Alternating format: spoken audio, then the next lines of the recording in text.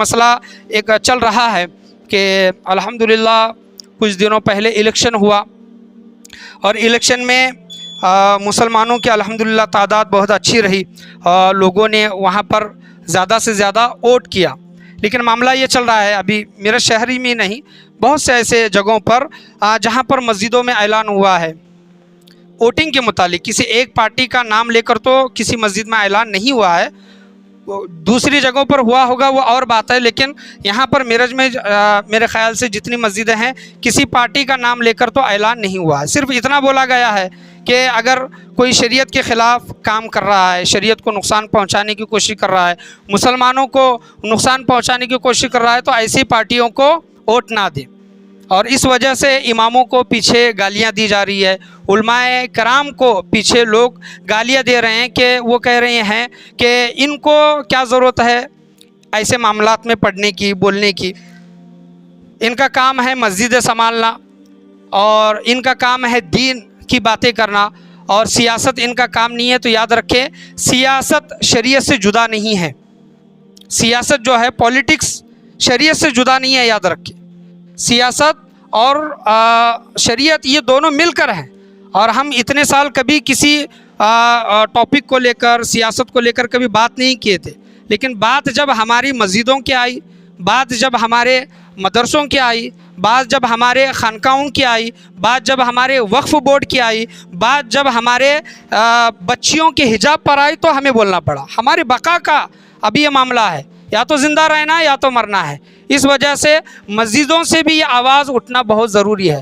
تو آج جو مسجدوں کے امام جو بول رہے ہیں کہ فلاں پارٹی کو ووٹ نہ کرو، یا پھر مسلمان ایک جگہ پر جمع ہو کر تم ووٹنگ کرو، تو آج لوگوں کو وہ کیا ہو رہا ہے، وہ برا لگ رہا ہے. کیوں برا لگ رہا ہے کہ اب تک تو کوئی امام یا پھر کوئی علماء بولے نہیں تھے، لیکن اب علماء بولنے لگے ہیں. کیوں بولنے لگے ہیں؟ کیونکہ اپنی بقا، یعنی اگر زندہ رہنا ہے اور اپنا یہ قائم رکھنا ہے، زندگی قائم رکھنا ہے تو بولنا ضروری ہے.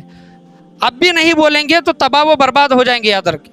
اور اللہ تبارک و تعالیٰ قرآن مجید فرقان حمید میں ارشاد فرماتا ہے انما یخشی اللہ من عبادہ العلماء. 22واں پارہ ہے سورہ فاطر اور 15واں رکوع ہے. اللہ تبارک و تعالیٰ قرآن مجید فرقان حمید میں علماؤں کے متعلق ارشاد فرماتا ہے اللہ سے اس کے بندوں میں وہی ڈرتے ہیں. انما یخشی اللہ، یعنی اللہ سے ڈرنے والے لوگ وہی ہیں جو علم والے ہیں. کیا ہیں؟ اللہ نے علماء کا ذکر کیا ہے، علم والوں کا ذکر کیا ہے. جو اللہ سے ڈرنے والے ہیں وہی ہیں جو لوگ علم والے ہیں. تو جو اللہ سے ڈرے تو وہ مخلوق سے کیوں ڈرے گا؟ مخلوق سے ڈرنے والا معاملہ نہیں ہے. اور جو بھی ابھی بولا جا رہا ہے یہ لوگوں سے ڈر کر نہیں بولا جا رہا، بلکہ اللہ تبارک و تعالیٰ سے ڈر کر بولا جا رہا ہے. تو لوگ آج یہ غور و فکر نہیں کرتے. ہمارے خود کے مسلمان لوگ ہیں، ہمارے خلاف، اماموں کے خلاف، علماؤں کے خلاف بولنے والے کوئی غیر قوم کے نہیں، خود مسلمان والے بولنے والے لوگ ہیں. ارے جب تمہاری پارٹیوں کے لوگ یہ کہتے ہیں کہ تمہیں مسجدوں میں گھس کر ماریں گے، تمہارے داڑیاں پکڑ کر ماریں گے، تمہارے مسجدوں سے لاؤڈ اسپیکر نکالیں گے، تو تم اس وقت کچھ نہیں بولتے.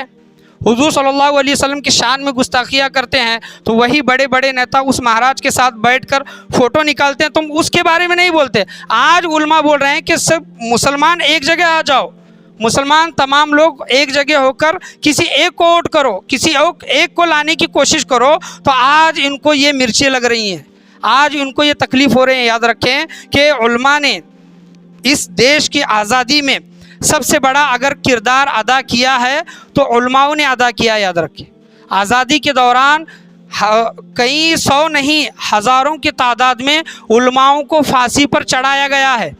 علماء نے قربانیاں دی ہیں، پھانسی پر لٹکے ہیں، تب جا کر کہیں آزادی ملی ہے.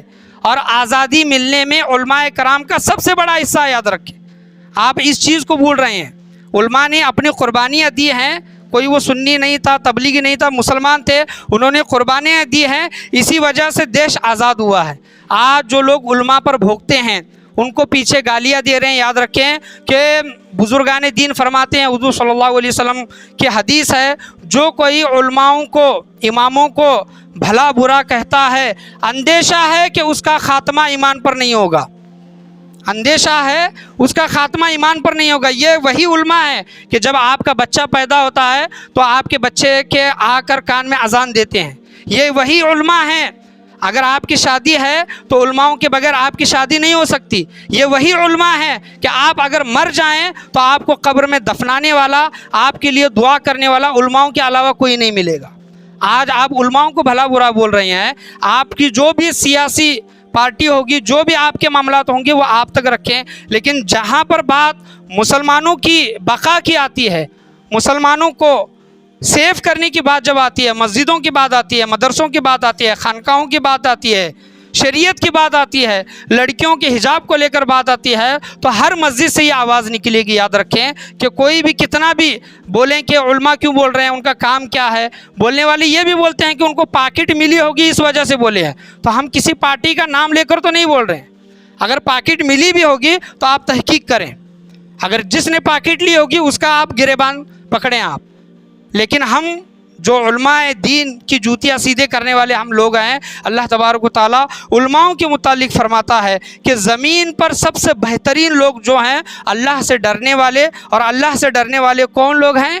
وہ علماء دین ہے، علم رکھنے والے ہیں۔ تو علماؤں کی قدر کرنا جانیں، کیونکہ علماؤں کے بغیر، اماموں کے بغیر، مولویوں کے بغیر آپ کی زندگی چلنا دشوار ہے، یاد رکھیں۔ اور سیاست کبھی بھی شریعت سے الگ نہیں ہے، اس کو الگ کر دیا گیا ہے، یہ معاملہ اور ہے۔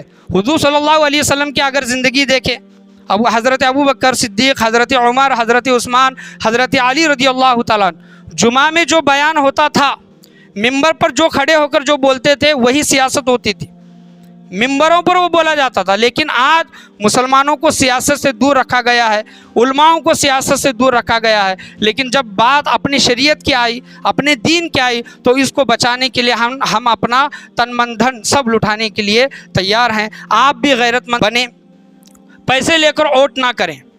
پیسے لے کر آپ نے اگر کیا ہوگا تو توبہ و استغفار کریں، آنے والی زندگی میں، آنے والے الیکشن میں کبھی بھی آپ پیسے لے کر کسی کو ووٹ نہ کریں۔ پیسے دینے کے لیے بھی آئیں تو بولیں کہ ہمیں پیسے نہیں چاہیے، ہم خلوص دل کے ساتھ آپ کو ووٹ دے رہے ہیں۔ جب ہم کبھی مشکل میں پڑ جائیں، جب کبھی ہمارے شہر کی ترقی کی جب بات آئے، ڈیولپمنٹ کی جب بات آئے، تب آپ ہمارا کام کر کے دیں۔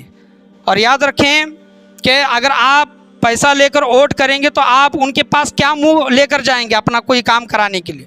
وہ لوگ سیدھا سیدھا کہتے ہیں، یہاں کے ایسے بہت سے لوگ ہیں، کیا تم نے مجھے فری ووٹ دیا ہے؟ کیا تم نے پیسے لے کر مجھے ووٹ دیا ہے؟